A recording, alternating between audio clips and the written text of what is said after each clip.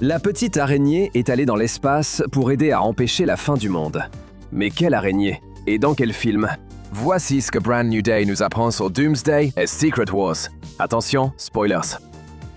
Étant donné que Marvel prépare activement Avengers Doomsday et sa suite prévue pour 2027, Secret Wars, Brand New Day est une histoire étonnamment indépendante. Elle s'intéresse plus aux soucis de Peter qu'à tout événement majeur pour la planète. Quelques détails suggèrent ce que l'on peut attendre de l'implication de Spider-Man dans les futurs films, surtout dans la scène post-générique. Là, on voit à nouveau Ned suivre les déplacements de Spidey sur son appli Spidey Movement Tracker. L'application est zoomée sur New York, avant de bugger et de sortir de l'atmosphère pour aller dans l'espace, révélant une apparition de tête de toile quelque part dans la galaxie, vraiment très loin de chez lui. Ensuite, un texte annonce avec beaucoup de solennité que Spider-Man reviendra. Faire le lien entre cette scène post-générique et Doomsday est en fait un peu compliqué. Au début, le nom de Tom Holland n'était pas sur une chaise lors de la révélation du casting de 5h30 de Marvel pour Avengers Doomsday. Un fait qui sautait aux yeux, parce que pratiquement tout le monde y était. Qu'est-ce qu'un peddler pulp? Je l'ignore. Je vais faire autre chose que des ramassages. Doomsday est censé rassembler les quatre coins de l'univers Marvel dans une aventure tentaculaire, mettant en vedette les Avengers, les nouveaux Avengers, alias les Thunderbolts, les X-Men des films Fox et les 4 Fantastiques. Mais pas le Spider-Man du MCU.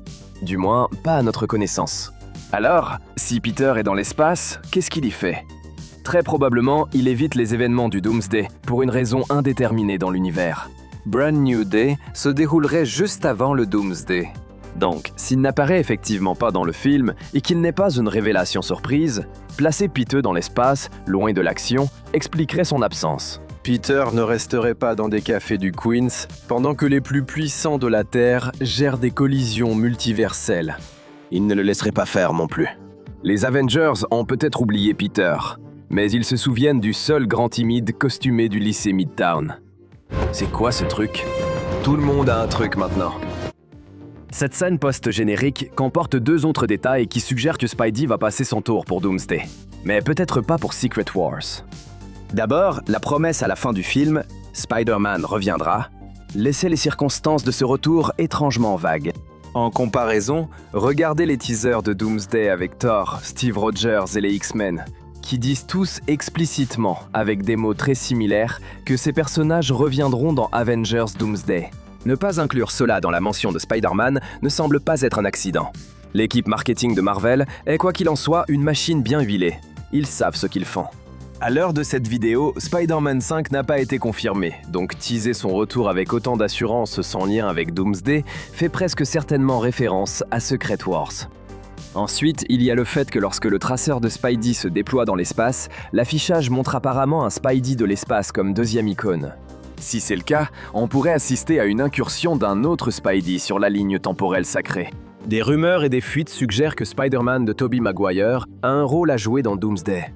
Et en raison des supposées aventures multiverselles de ce film, il est possible que certains des événements de Doomsday se produisent déjà sur d'autres mondes pendant les événements de Brand New Day. Cela ne suffit pas à retirer Holland de la liste. Mais donner à 2 Spider-Man leur place dans un film déjà rempli à ras-bord de personnages serait probablement trop compliqué, même pour Marvel. Non, il vaut mieux attendre que plusieurs meurent dans Doomsday avant de ramener encore 2 visages familiers. Je plaisante? Probablement. D'accord, parlons d'autre chose que de Spider-Man. Dans Brand New Day, Yelena Belova a aussi eu droit à une promotion, mais seulement de nom. Après l'accident tragique de base jump de Natasha Romanoff, son sacrifice émotionnel sur les falaises de Vormir, Yelena a progressivement été présentée comme sa remplaçante, même si elle n'a jamais officiellement repris le rôle de super-héroïne de sa sœur. Mais Brand New Day marque le premier film du MCU où elle est spécifiquement appelée la Veuve Noire. Ce passage de flambeau n'est pas très émouvant dans le film, mais il prépare son rôle de leader de facto des nouveaux Avengers dans Doomsday. C'est important parce que Kevin Feige a déjà confirmé que Yelena jouerait un rôle central dans Doomsday. Lors d'un événement en Chine, il a accidentellement parlé de sa participation à Spider-Man. Si vous aimez Yelena, attendez Avengers Doomsday, où elle tient un rôle clé. Le fait de lui remettre officiellement le titre de la Veuve Noire dans Brand New Day confirme son importance dans le MCU en général et, espérons-le, lui offrira un meilleur destin que celui de sa grande sœur. Mark Ruffalo était également absent au Chair Day de Marvel, mais les fans ont été ravis de son rôle plus important que prévu dans Brand New Day, avec le Hulk sauvage et tout le reste. Malheureusement, cette apparition pourrait bien confirmer son exclusion de Doomsday. Vous voyez, Bruce Banner est plutôt déterminé à garder le grand gaz sous contrôle, quoi qu'il en coûte. Puisque rester en colère tout le temps ne fonctionne plus pour lui, il a construit un inhibiteur pour empêcher Hulk de sortir.